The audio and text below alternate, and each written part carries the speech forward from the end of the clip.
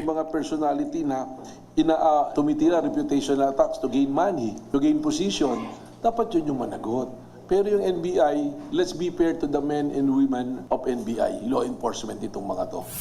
Alam mo, Director, we are fair to the NBI. But to you, hindi. Hindi sa totoo lang. As a matter of fact, ang turing nga daw sa'yo, di ko alam kung totoo ha. May mga nagkikwento sa akin na taga-loob dyan. Ang turing nga nila sa'yo, taga-labas. Which is totoo naman kasi talaga na taga-labas ka. Hindi ka naman talaga masasabi nating from the ranks di ba? Ikaw naman talaga taga-labas. Ngayon, ang tanong lang, fair ka ba? Ako, sure ako yung mga NBI, fair. Yung mga agent na naandyan, yung mga career officer, fair yan. Pero ikaw, you're a politician. Period. You are a politician. And you were appointed by the president. And so far, ang mga nahuhuli, lahat, quote-unquote, nagkikriticize sa presidente. Not necessarily a Duterte supporter. Let me be clear not all na nagkikriticize kay Marcos ay Duterte supporter. Marami dyan nagkikriticize kasi talagang ayaw lang si Marcos. Marami din dyan na ginagamit lang ang mga Duterte. Marami din dyan ang namemera lang. Kaya kinikriticize. Let's be fair. You want fairness? I'm telling you, being fair. Kung anong tunay na pagiging fair. Ang dami-dami dyan na binayaran para banatan si VP Sara Duterte. Bakit hindi ninyo yun